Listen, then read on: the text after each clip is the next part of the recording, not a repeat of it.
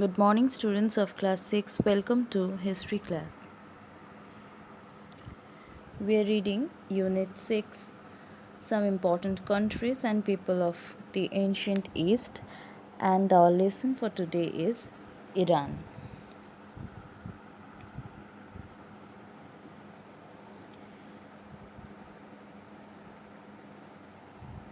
The Iranians are a branch of Aryan tribe. It should be remembered that in about 2000 BC, the Aryans left their original home on the east of the Caspian Sea and spread in various directions.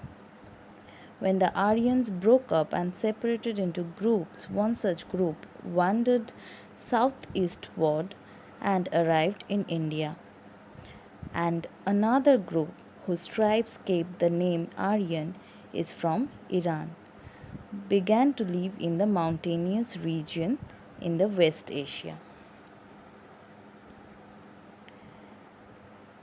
Gradually, the Iranians divided themselves into two tribes, the Medes and the Persians. Now, very little is known about the Medes. But before the rise of Persians, their influence was immense. About 600 BC, the Medes established the Median Empire covering a large area, and the Persians had to give in to them. That is, they have to surrender them. After the Medes, the Persians began to rise. Since the time of the rise of Persians, the Iranians have come to mean the Persians.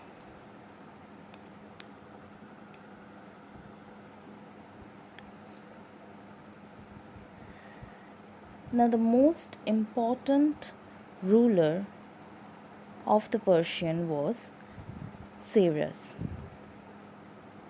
He united Persians into a powerful nation. He built up a well trained army consisting of local peasants who attained enormous fame in valor and courage.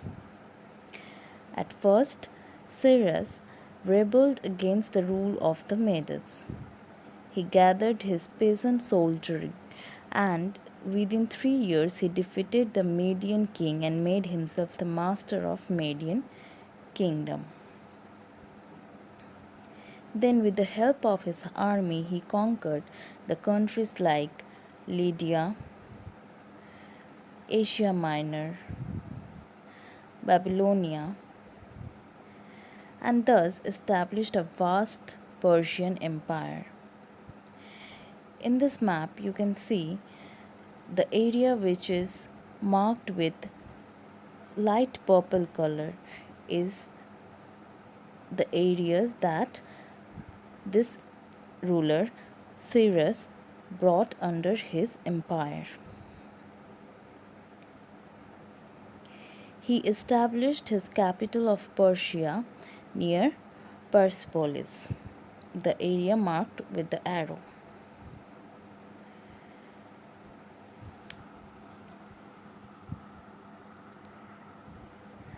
Now, after the death of Cyrus, his son Cambyses became the Persian king. He too was a conqueror. He conquered Egypt and further extended the territory of the Persian Empire.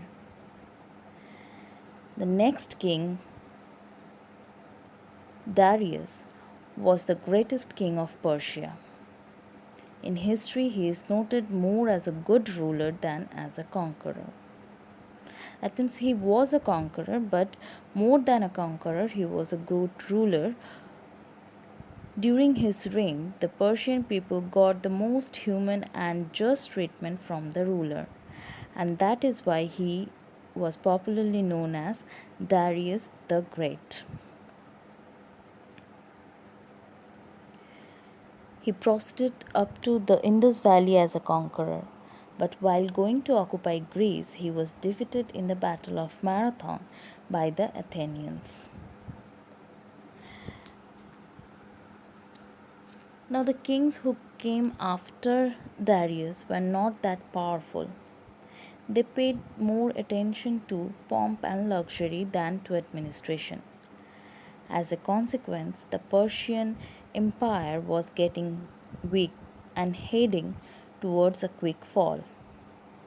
At last, Alexander, the Macedonian hero, defeated King Darius III and occupied Persia.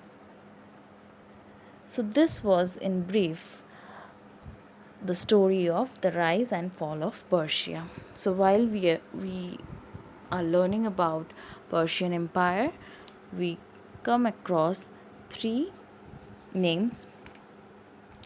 The first ruler, Cyrus, who conquered several territories and made an unified kingdom of the Persian Empire, and then his son, Cambyses, who too was a great conqueror, and definitely Darius, who was a great ruler, and besides being a conqueror, he was a great human ruler, and he was known in history for that reason, for being tolerant to several other religions. And finally, Alexander, the Macedonian hero, defeated Darius III, who was not at all a powerful king like his predecessors, and with his fall fell the Persian Empire.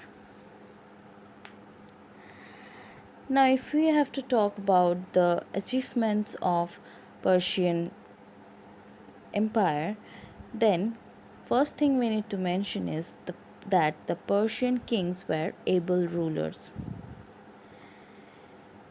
For smooth administration, they divided the vast Persian Empire into several provinces, each of which was under the rule of a governor. The Persian kings got excellent roads built from end to end of the vast empire, thereby improving the communication and conveyance of merchandise. The achievement of Persians in the field of art and architecture was not little. The Persians built excellent cities in their own country. The palace of King Darius at Persepolis is a glaring specimen of Persian architecture. As you can see some of the pictures over here.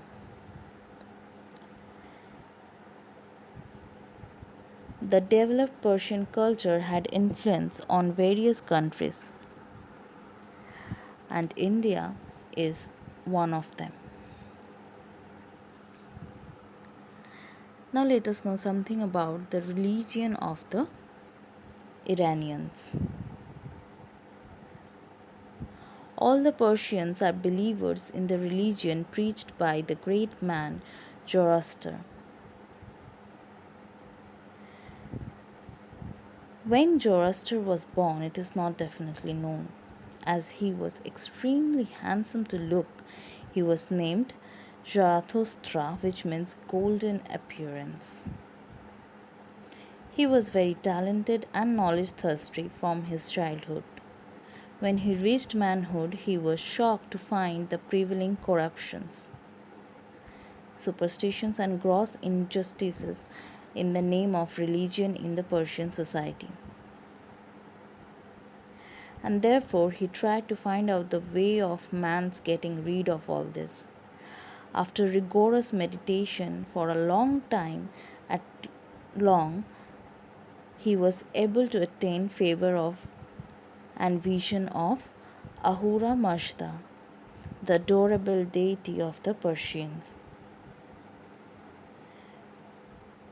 Zoroaster preached in a very simple and plain manner, and since the creation is a ceaseless struggle between the good and the evil forces has been on in this world. Ahura Mazda represents the former, the forces of good, and that is why Zoroaster initiated the worship of Ahura Mazda among the Persians. So, what this prophet said to the Persians?